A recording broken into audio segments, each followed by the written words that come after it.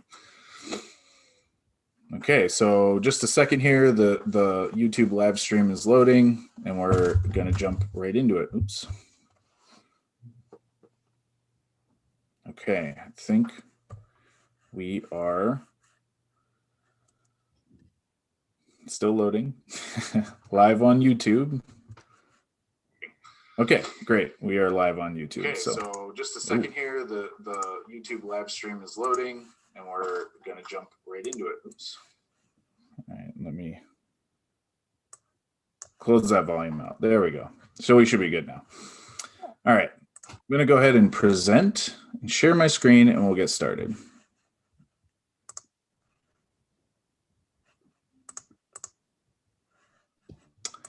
Okay. All right, so thank you all for joining us today. We are talking about how recruiters can reduce time to fill by automating the top of the recruitment funnel. And I'm going to jump through introductions first. We'll do a short overview about everything that we're going to cover, and then we're going to jump right into it. So just to give everybody an idea of how this webinar is going to roll before that, it's going to be very instructional, very conversational through this. So I hope you are ready to learn some new things and enjoy speaking with us. So feel free to ask any questions at any point. The chat is always open, and we're happy to answer them as they come up if they're relevant. But at the end, we have a big old block of time for questions, so you can ask away as you feel the need to engage with us. So to get started with introductions, my name is Levi. I'm the host on the TARS side of things, and I'm an automation specialist. I've been working with chatbots for over 4 years now. I got my start implementing one of the largest US government chatbot systems, and eventually made my way over to TARS, the chatbot building platform that you're all joining us today on our webinar series to learn more about automation. Hand it over to Christina, my co-host for today's session. Hey, yeah, thanks, Levi. I'm super excited to be here. This is my first time doing a webinar with TARS, so pretty excited about it. I'm Christina Finseth. I lead growth marketing at a company called Interseller, which I'll tell you about here in a second. But I've been in the recruiting industry for the last almost 10 years now. I feel a little old saying that, but I've been spending the first half as a recruiting practitioner too. So I've worked both as an internal recruiter, leading recruiting teams externally in recruiting agencies. So I've been on both sides of the fence before I moved over into marketing on the recruiting tech side. I'm super passionate about this space, which is why I've stuck within the recruiting industry throughout the span of my career, and I intend to continue doing that. And I really do spend a lot of my time, helping recruiters, our clients, non-clients find more creative and efficient ways to get in front of candidates, and in some cases, clients, depending on what business line they're in. Great to have you here. Hopefully, this is the first of many webinars or series that you join us. So just to give a quick introduction about the companies as well, TARS has been helping businesses digitize and automate processes, boost conversions, and troubleshoot queries using chatbots since 2016. What that really means is we help marketers, for one, with their PPC campaigns. We also help customer service, customer support desks automate those queries, and we help all industries kind of get those leads coming in, whether you're a recruiter or a marketer or whatever it may be, or even a sales AE. What we're here to do is to help automate some of the conversations that happen in your day-to-day, make that process smoother for everyone, and bring automation to the forefront to help you do your job better. Awesome. Yeah. And as far as Interseller goes, we're a recruiting automation platform. We really fit into the top of the funnel recruitment process. So where we would kind of really focus our attention as far as product and feature is around sourcing and communication with candidates. I'll obviously share more about where we fit into that process later on in our chat here, since it'll be a little relevant. But yeah, we're a sourcing and outreach platform. Great. So where we're going to start today is what we call the simplest recruiting diagram. So this is um, this is the dream world, right? Where we all wish our diagram, if we were a recruiter going through the process, would look like. There's a prospect, we qualify them as a candidate, and they land as a new hire. Just so easy, right? That's how it all works. It's that simple. But the reality, of course, is much more complicated. So Christina is going to talk to us about what it really looks like. Yeah, well, and that's the thing that's really interesting. I've spent a lot of time working on not only kind of the top of funnel process with getting candidates engaged before they actually get to the apply process, but I've spent a lot of time working with companies and individuals around candidate experience too, which really is kind of this funnel in the beginning, right, that we're really trying to focus on here. So while that process is usually very clear, prospects turn into qualified candidates and then they turn into new hires. There's a lot of places and opportunities, quite frankly, where candidates end up falling off or dropping off in that process, right?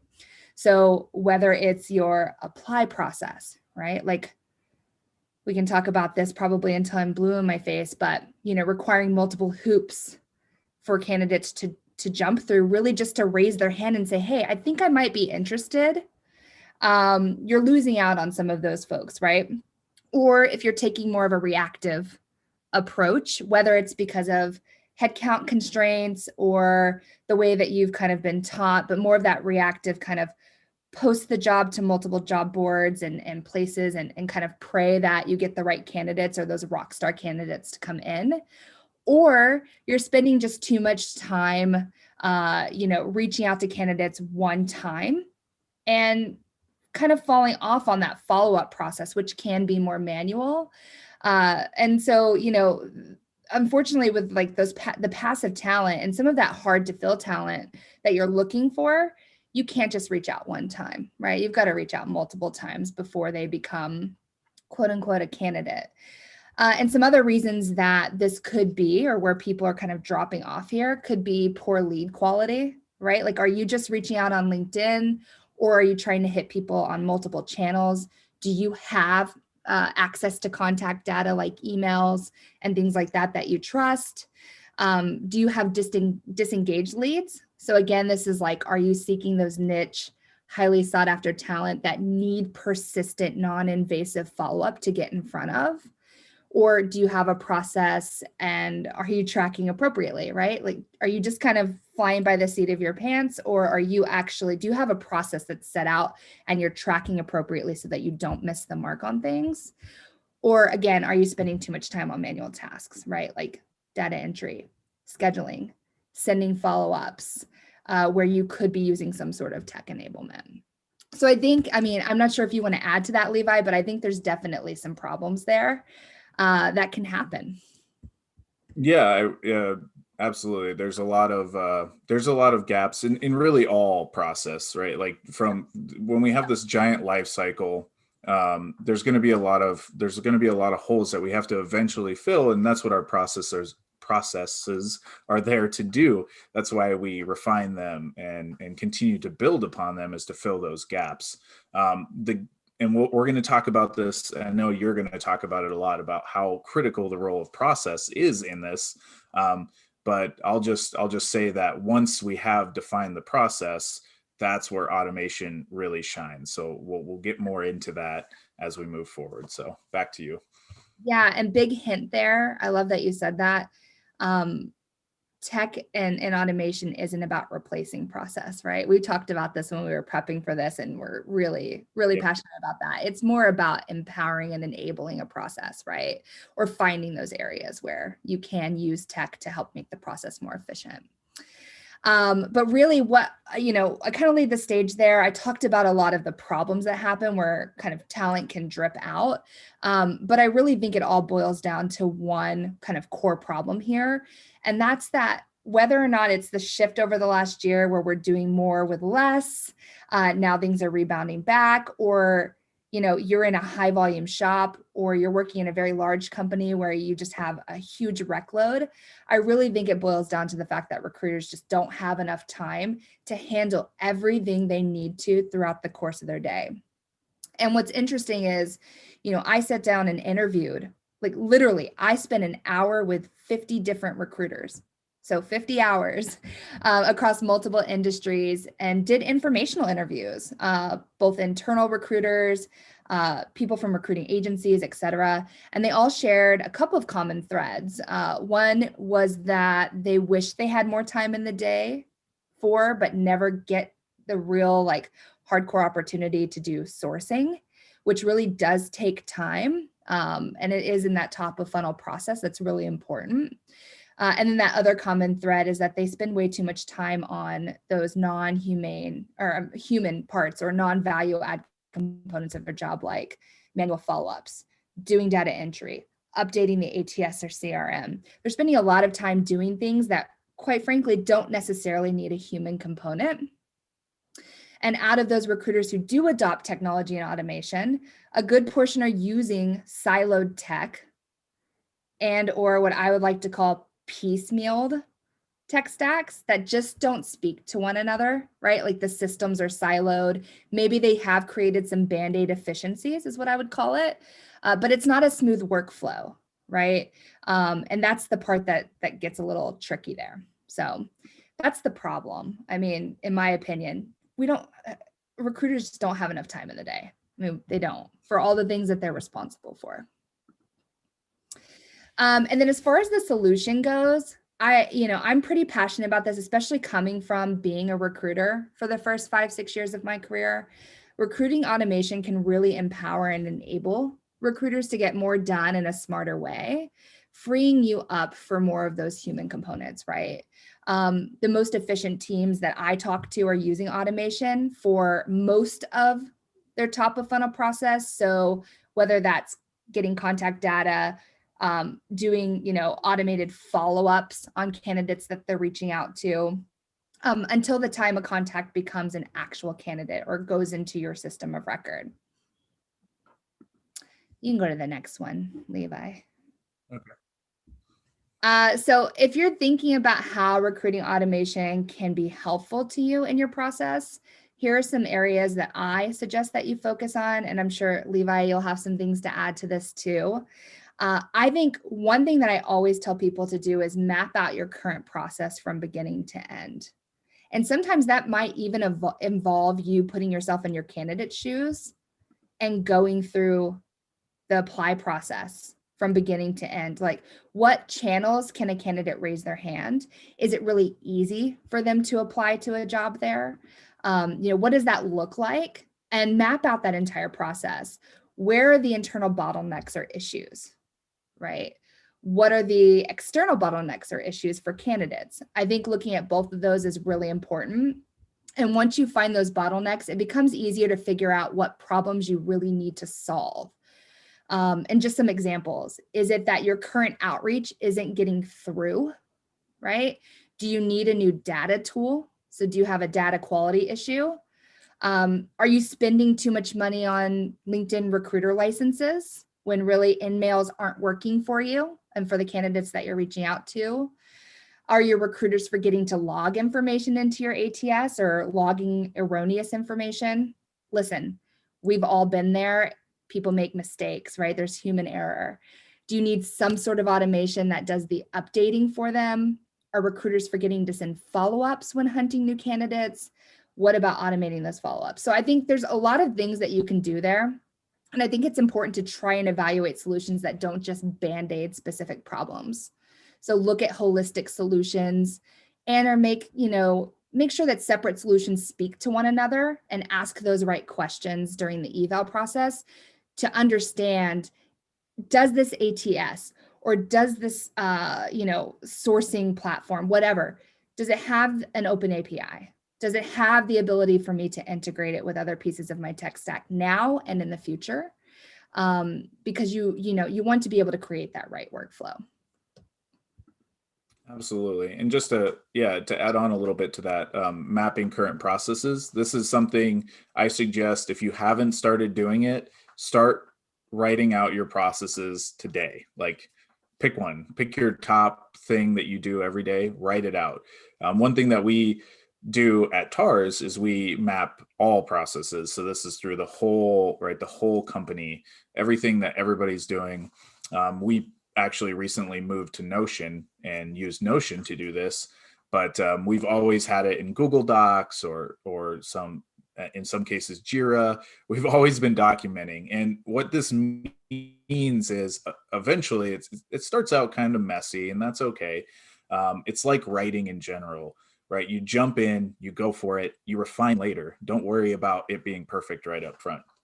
So there's just a huge tip for anybody out there. If those processes haven't been started yet, start 10 minutes a day, whatever it takes to get started working on those processes, because they will pay dividends back big time in the future, for sure. And then the only other thing is, with bottlenecks, right? When we're talking about bottlenecks, these are key components to learning where you're struggling and how to scale. Right? This is the one where that wasn't brought in there. Is bottlenecks are the antithesis of scale. Once you solve them, you can scale that. And automation is usually the tool that helps, that facilitates that scale. You got to find those bottlenecks first and solve them, and then your automation is what's going to scale that to hitting the goals you're looking to obtain. So yeah, again, back to you just to talk a little bit more about how Interseller can help do this for folks. Yeah, and you bring up a good point. We also use Notion here, just to kind of piggyback on that.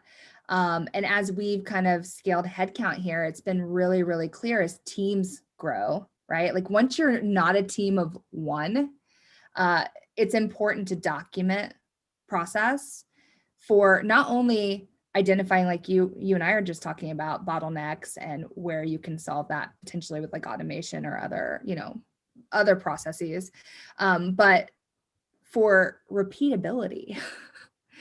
Like, just because I could maybe do things manually very well and very efficiently doesn't mean that you can, right? So it's important to think about repeatability too. So I love that.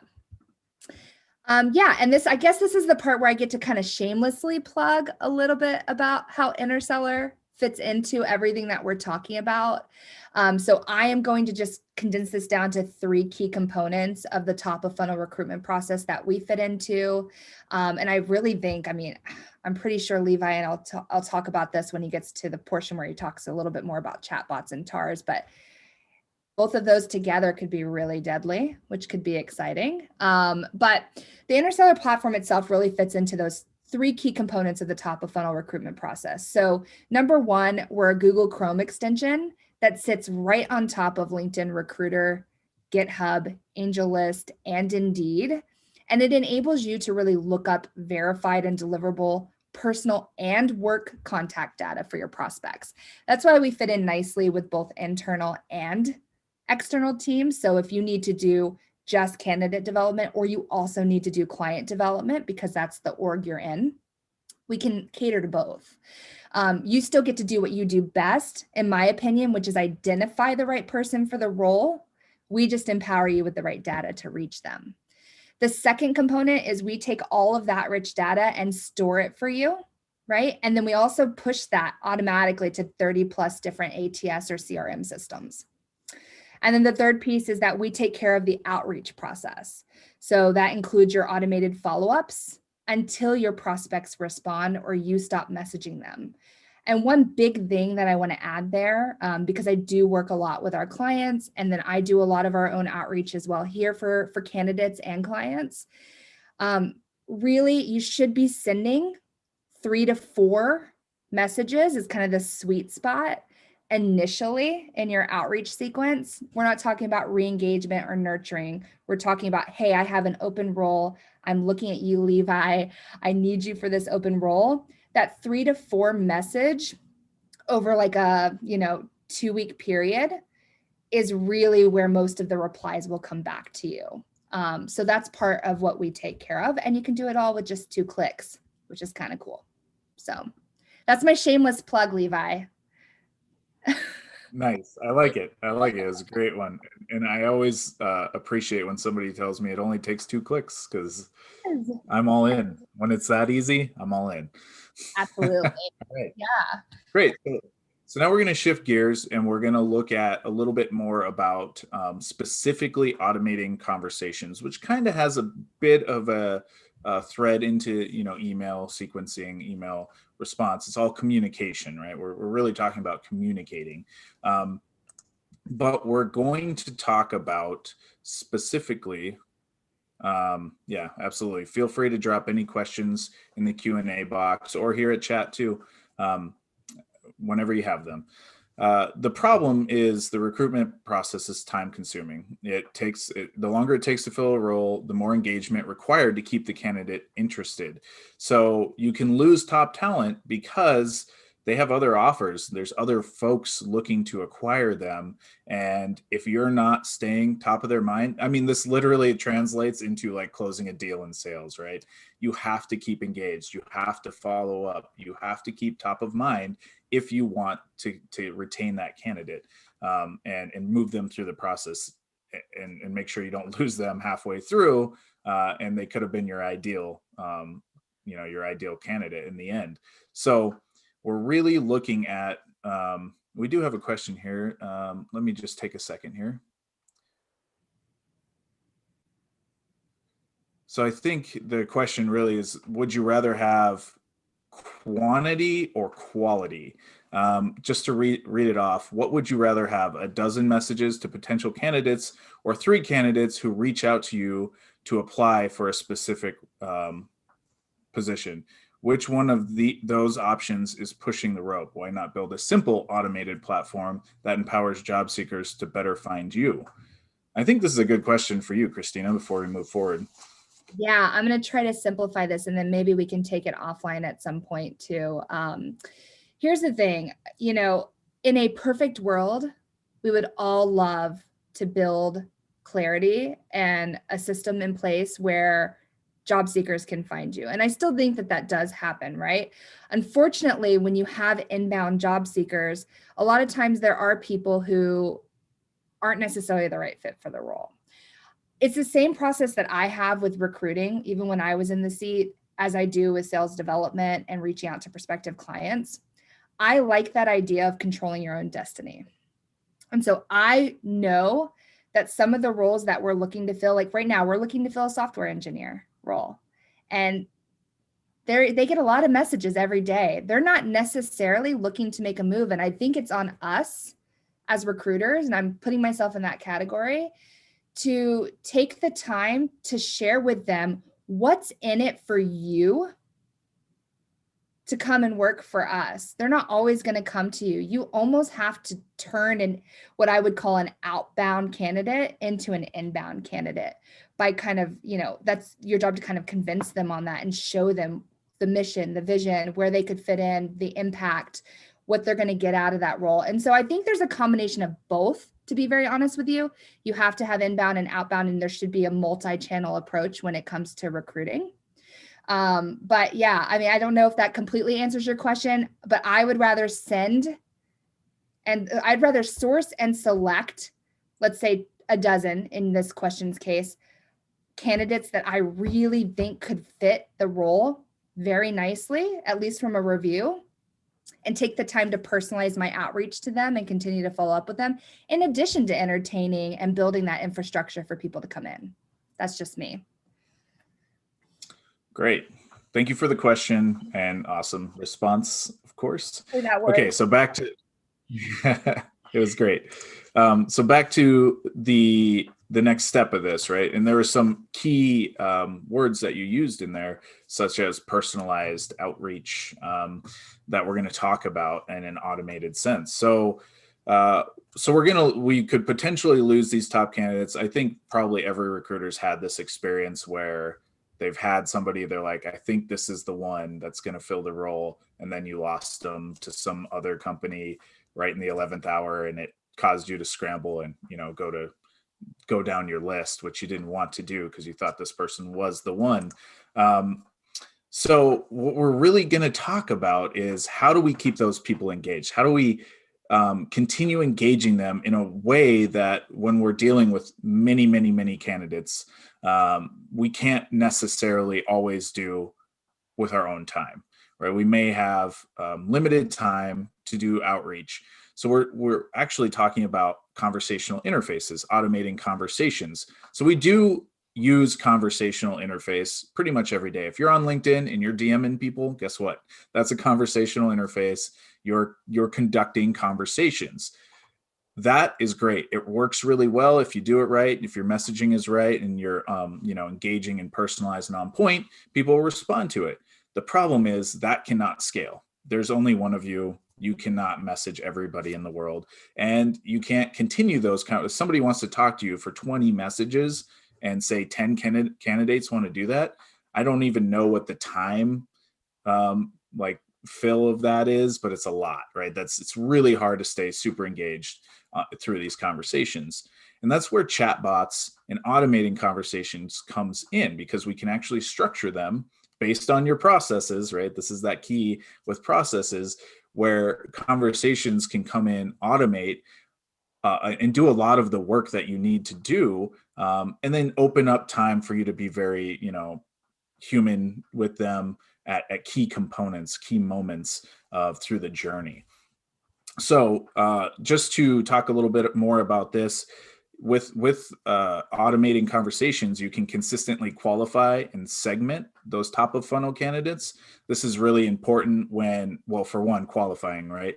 You can obviously qualify folks through their profile, say on LinkedIn, if this is the channel we're talking about, and reach out to them in a DM. And you could drop a link to a conversational landing page or a chatbot to then allow it to qualify deeper. If that candidate is interested and they want to go deeper into the rabbit hole, so to speak, the chatbot actually can do that. And it's really simply, you usually have probably 10 plus questions that you ask every candidate to see if they have specific requirements, skills, whatever it may experience to meet a job role.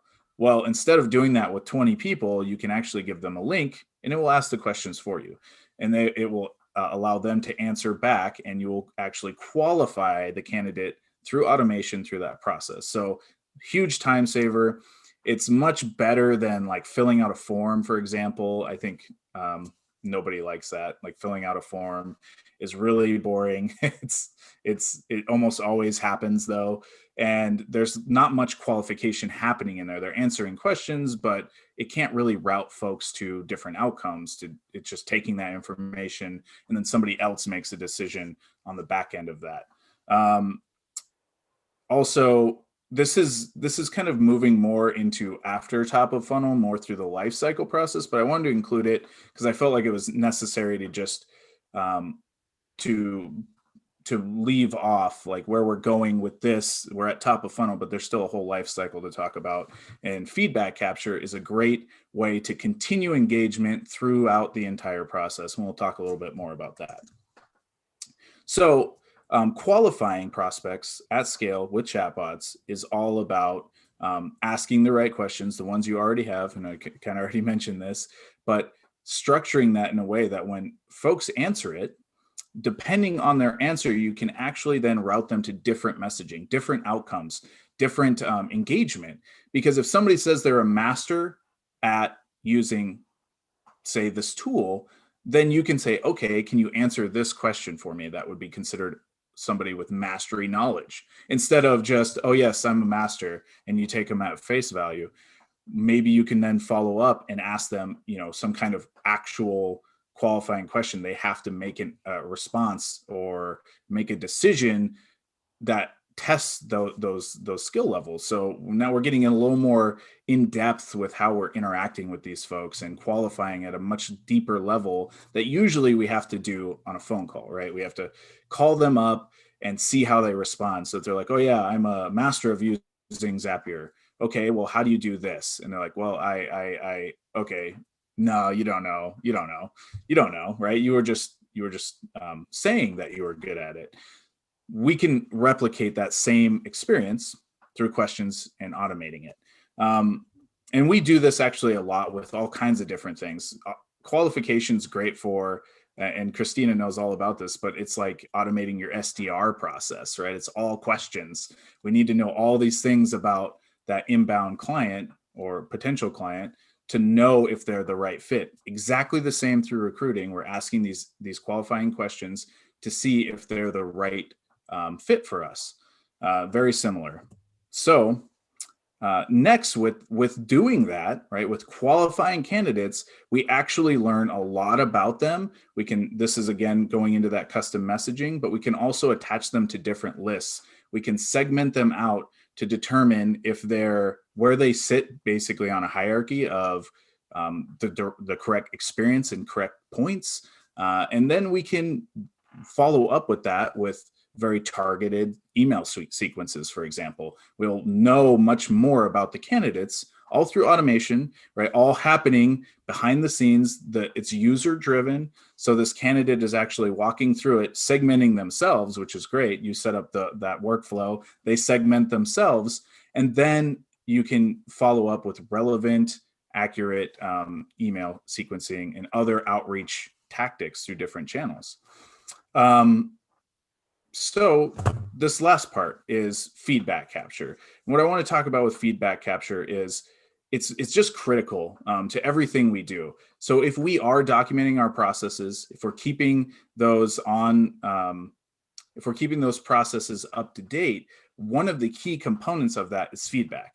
Not just our internal feedback, that's how we're updating processes as we work through them, but also that external feedback, how candidates, and really, Christina, you hit on it perfectly, right?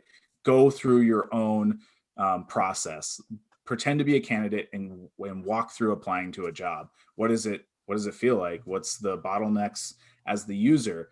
That's one great way to refine upfront, but the best way is to take a whole bunch of candidates and just ask their feedback. How has the process worked for them? Where were their bottlenecks through it?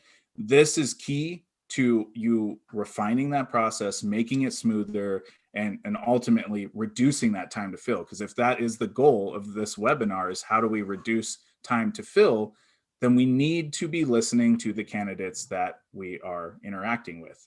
They're going to give us that key. Go ahead, Christina. I want to piggyback on what you're saying there.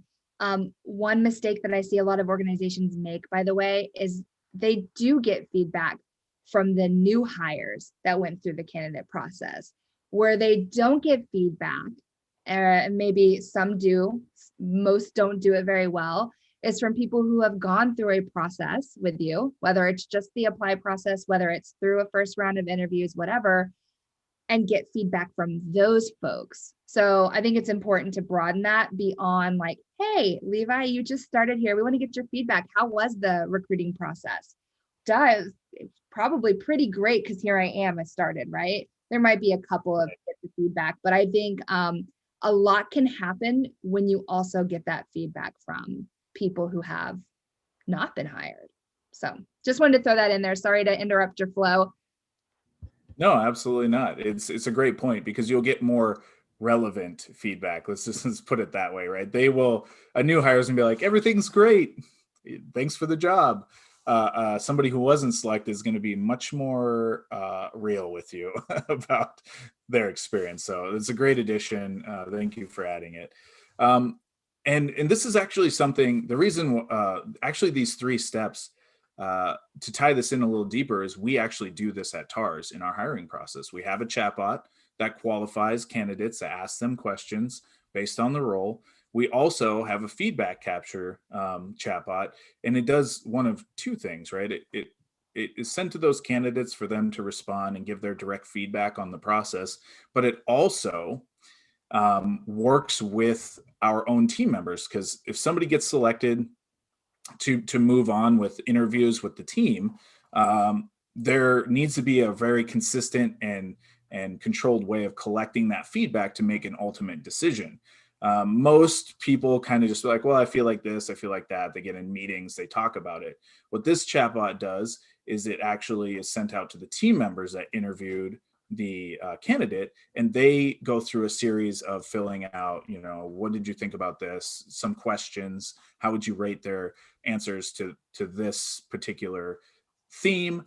And then that gives us a structured, based on all the team members, thoughts, a structured way to look at as well as discuss with the team members. So we're bringing a little bit more measurability into the process, which I think is really important, because if it's all about how we feel, right, that's been proven to be not the best way to approach really anything. We need some kind of measurability. We need some kind of metrics behind it to make sure we're making fair and accurate choices, not just emotional ones, maybe, or however you want to say it, more tied in bias than in actual, finding the best candidate for the role. So yeah, that's great. Those are those three kind of topic points that I wanted to talk about using automating conversations in particular. How this works at TARS is, just also to do a quick shameless plug. What we do is we are a chatbot builder, and we make it so easy that anybody can build chatbots. So it doesn't matter the industry you're in, we span them all. We do have thousands of templates, and we actually have about 48 in particular for recruiters and HR folks as well, to just get started with a chatbot super fast and do some custom changes to it and be able to deploy it within an hour. But what we've built is a workflow builder. So you build your chatbots like your process, and you can then integrate with your other tech stack, as long as they have that open API. Very key, right? You got to make sure that they actually talk to other platforms and tools out there that you can actually integrate and trigger in real time through those conversations. So what that means is all of those menial tasks, all of that extra work that you're doing, you can automate through the chatbot and let the users drive that entire workflow for you, which is fantastic. So adding people to new lists, pushing data through to your CRM, whatever it may be, whatever that tool is, as long as they have an open API, you can connect it. So it's very key in your overall marketing stack to actually be able to utilize all of those tools and do it in a way that saves you a ton of time, gives you top candidates, and moves quicker to that time to fill, which is ultimately the goal once again. So that's pretty much going to do it for us as far as the webinar, us talking side. Now we really want to hear from you. Here's our contact details. Feel free to reach out. I'm going to leave this up here for a second. So if anybody wants to jot this down or take a screenshot or whatever it may be, you can grab this really quick. And then we want to move to the portion of the webinar, which is questions. So we saved 20 minutes to get to the top of the hour. As long as there's questions, we will stay here and we will answer them. Happy to answer anything that you have, and we'll continue on until there's no more questions. So feel free to open it up to questions and ask away. And Christina is, a wealth of knowledge, so please feel free to ask her some questions. She's great. If you want to ask about market insights, if you want to ask about outreach practices or best practice, like anything, honestly, anything about engaging candidates or clients, like now's the time to chime up. I'm happy to answer and dive into anything, even if it's a little off course. I did want to make a point though, Levi, about chatbots, because I used to work in a company that had chatbots as part of its offering. And where I've also seen them be really, really powerful, and something like TARS would be very, very powerful too, is, again, going back to the fact that not everyone wants to just immediately apply to your company. Sometimes they want to get information too, just as much as you want to get information from them to qualify them. They want to get information from you to qualify the opportunity. And so where I've seen this really come in to play is it almost enables candidates to maybe even weed themselves out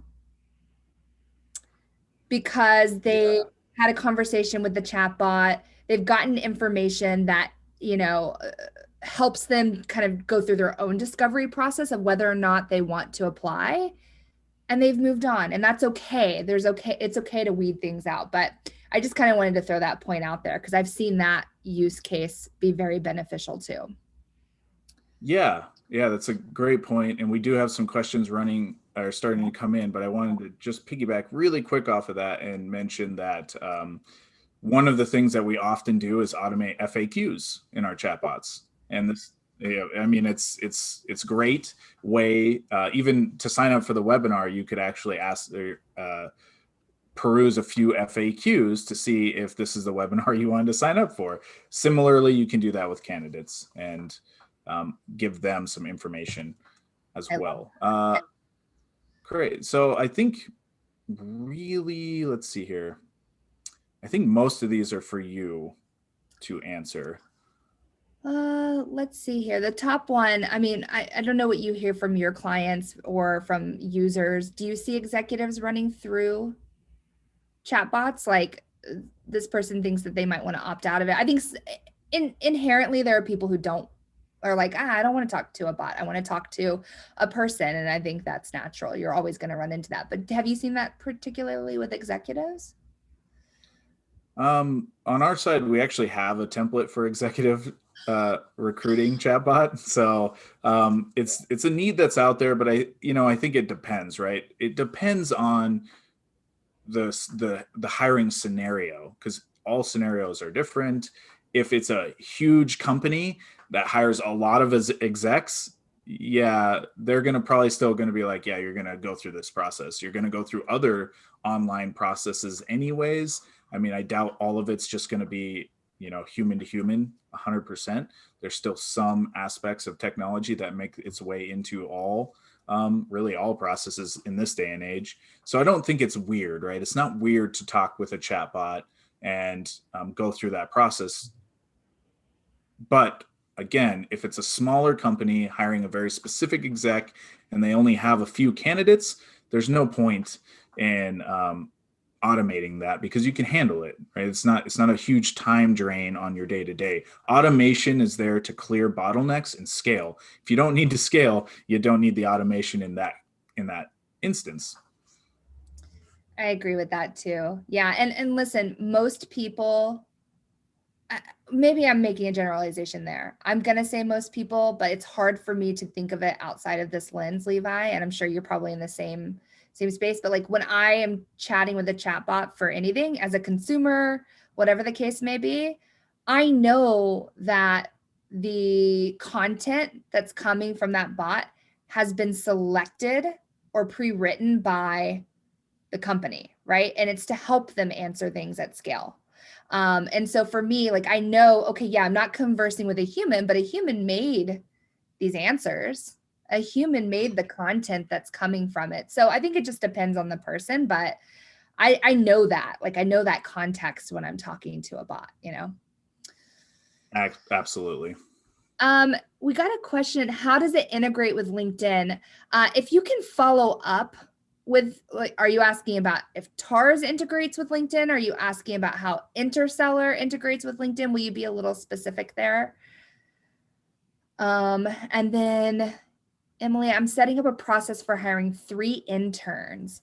What are each of your best practices? Ooh, I love internships. That was my first job in recruiting when I got out of the military, believe it or not. So I think we'll probably have some follow-up questions to that. So maybe we take it offline too, but I'd be curious if you have relationships with specific universities, right? Are you also trying to instill more like diversity into your process? Like, because I think there's some really great organizations that you could tap into depending on what specialization those interns are going to be in, what channels you already have up. To me, I'm noticing more and more college students actually on LinkedIn, depending on, again, what you're going after. And so I think the outbound process really applies here. Is I would start setting up some search strings and seeing like, hey, are there any people on here that could, I'm using Acadium, it's for digital marketing. Okay, cool. Digital marketing, nice. They should definitely have some sort of digital presence then. I would hope so. But yeah, I would definitely try to see who you can find and set up a messaging stream that makes the most sense for getting in front of them. And I'm happy to brainstorm with you on that offline, but I would definitely lean into if it's a local position, if they need to be local, if they need to be remote, then you have obviously a bigger pool there to tap into. But if they need to be local, then I would really be leaning on some of those local universities and programs for getting people internships. Yeah. And just to add to that, I've definitely been involved in internships. I took quite a few of them when I was in college, that helped me out a ton. And then when I got my first job out of college working in government, where I built the chatbot system, I studied as a professional writer. So it's kind of weird that I fell here eventually, but maybe not so much. I brought on a bunch of interns too. I tried to always have an intern coming in, and it was very simple. I just made a connection with the university. I mean, I still had great contacts with professors that I had been with, so it was very easy to get a pool of candidates, and pick the one that I thought would thrive at the position. But that is definitely key. We also partnered with an entire university at one point in the government job, and we worked with an entire class for 2 semesters on a marketing outreach campaign that they used, to learn real life marketing. And that's so this outreach to your local colleges, I highly suggest. It can pay big dividends, especially when talking about internships. Yeah, I agree with that. And I think, we can talk a little bit offline about this if you want to strategize, but I have some other broader ideas too, but I'm going to have more questions, I think, to dig into it. And hey, they're Great. talking about if TARS integrates with LinkedIn. Is that the case? Yeah. Great question. We don't have a direct integration with LinkedIn per se. There are a lot of tools out there that pull profiles and information. Most of them are like extensions. You can use Chrome extensions and other tools like that pull it in and dump it into, say, your CRM. And then from there, TARS absolutely can integrate very cleanly with things like CRM. So if you have a list of prospects from LinkedIn that you've ported into your CRM, then you can actually use the chatbot to start calling them by their first name right off the bat and interacting them in a more personalized way, understand the role that they're looking for, jump around the chatbot messaging based on the role and all of those other factors. So we don't have a direct integration with LinkedIn, but there's a lot of companies out there. There's a lot of products out there that already do that, and it can turn into a seamless interaction regardless. So if you're pumping them into your CRM or some of those other tools, then CRM being probably the best, in my opinion, for creating a full personalized experience through chat. Then that's definitely the route to go. It was probably 2 or 3 weeks ago, we did a webinar with Lemlist. I highly suggest checking that one out too, because he had mentioned a tool for pulling people's information, and putting them into a list of some kind, whether that's your CRM or maybe a Google Sheet or whatever that may be, to pull those in quickly. So go check that out. There's also a lot of really good information in that one too about specifically like email tactics for outreach, which I think you could easily shift into recruitment and take those same ideas and shift them slightly to have really good email outreach.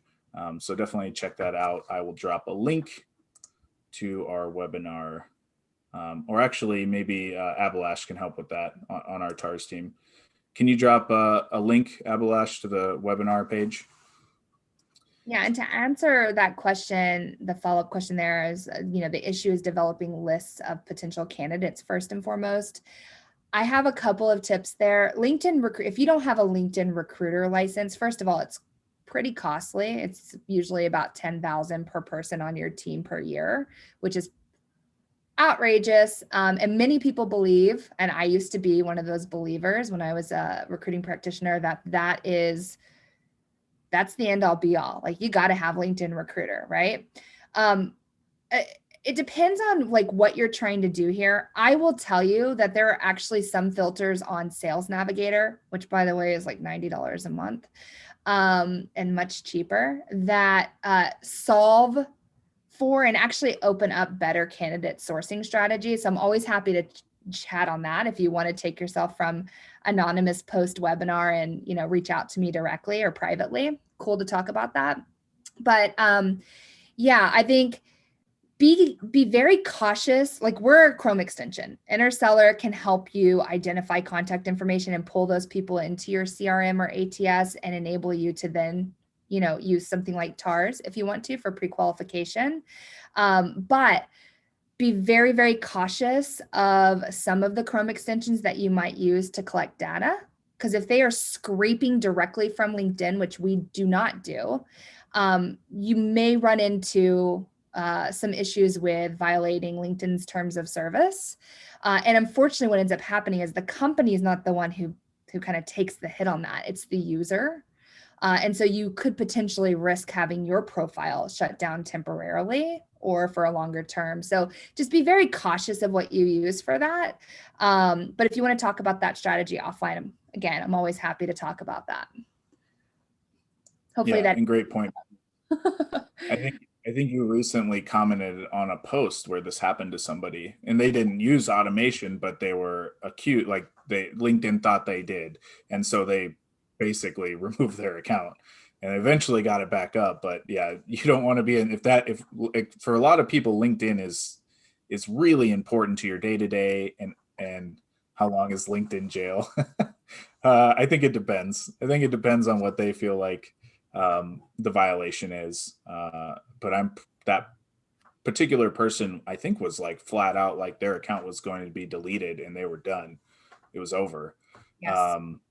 So you're risking full deletion to maybe a couple weeks. I'm not really sure what they span or what their requirements are, but yeah, definitely be cautious. So that's one thing why we don't also do anything particular like that.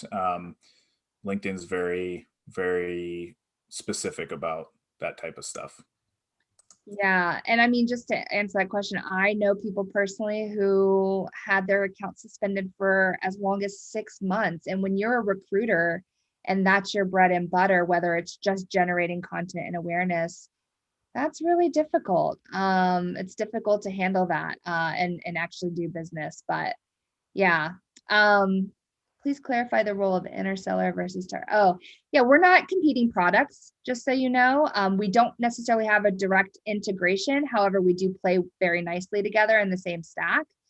Just to re-clarify what interseller is, we specifically fit into the sourcing and outreach process. So again, we integrate directly with LinkedIn, all versions, vanilla to recruiter. We also integrate with GitHub, AngelList, and Indeed. And basically what we do is whether you have Recruiter and you have a project folder of candidates that you've sourced, or you're going through a new kind of search list or a Boolean search string for a role that you're working on, you will basically look up their contact information for you. So a personal email, a mobile phone, whatever makes the most sense. And then with one more click, so that was the first click, with one more click, we'll add them into your CRM or ATS. And then we also kick off and start the communication. So it's usually an email campaign. So you'll have that first email go out and then it'll continue to follow up until they reply or book. So that's interseller. Levi, I don't know if you want to talk about how TARS then fits into that process too. Yeah, and you really can think about TARS as just basically conversational web apps, right? So chatbots are just conversational apps. It's very easy to build them because it's a workflow builder. It's a flow chart builder. You're literally just creating flows and branches based on how people are interacting with the chatbot, and those reflect your process. It's as simple as that. That's why we're able to span all industries and use cases pretty much, because we're just following the process and turning it conversational. And the reason you would want to do that is because well, text messaging is the most ubiquitous digital interface in the world. 6 billion active users every month on all the messaging apps, which is pretty much the world. So people really connect well with those interfaces.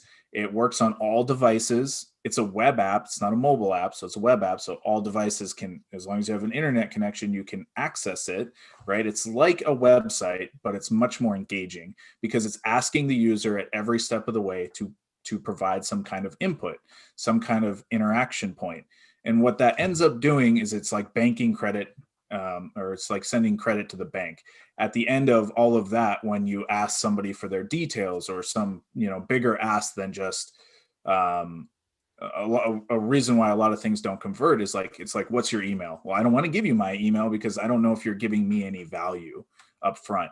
A chatbot reverses that and allows folks to interact with it before asking those critical pieces of information, or doing those bigger processes like in recruiting, like qualifying the candidate based on their answers, and then making things happen at the end of that depending on their answers. So how it goes, which list it goes to, how you update them on the CRM, all of those things are all automated. So the whole flow through them going through it to what happens on the back end gets all automated through our platform. Yep. Okay, so another one for you, it looks like. Yeah, I mean, I think this is a follow-on to what we were just describing. We also do communication in the form of email, right? And so that's where we really fit in, whereas TARS is, conversational as if like you're texting or doing a chatbot, right? So we kind of get them in multiple channels there. So again, we play nicely together. You could use both of them as part of your strategy. You can also use them both independently. I mean, it's really up to you and what you're looking to achieve. So it's kind of, it's one of those things we could talk about if there's interest in kind of exploring more around your specific use case. Yeah, and just to add into that, it's like, so if you send an email through Interseller, TARS would be the link in there for the call to action, right? So that post-click experience, if they were like, oh, I want to apply to this job, they click the link. Well, that's to a TARS chatbot that's going to qualify them and then make sure that, they hit all these specific points and step them through maybe next processes. They can also book meetings for you, right? It's like all of these things that you do manually can now be replaced by a chatbot and let the user drive that outcome instead of you having to email back and forth with a candidate outside of that automated sequence 5 to 10 times to figure out a day that would work for them. You just give them your calendar through the chatbot. They pick and book what's available and move forward. So it's like that. We have many different ways of approaching it, but it's essentially that post-click experience is on the TAR side. Great way to synthesize that. You said it much more eloquently than I did. Awesome. Not at all. Yeah, look, just another way of looking. We almost made it to the top of the hour already. Thank you so much for all the questions. They were great. And yeah, we're at the top of the hour. So unless anybody has a last minute question, we're pretty much wrapped up here. Looks like we're all good. So again, thank you, Christina, so much for joining us today. It's been an absolute pleasure. You've given us I learned so much from this, and I'm sure our audience was thrilled as well with all the information you shared. Yeah, same. And thanks so much for having me. And thanks to everyone who stuck around till the very last minute. Definitely to a stranger, you can hit me up on LinkedIn. I'm always happy to continue conversations, as I know Levi is too. So thank you so much. Yeah, absolutely. Yeah, find us on LinkedIn. It'd be great. All right. So thank you all for joining us again. We're going to go ahead and close this webinar out.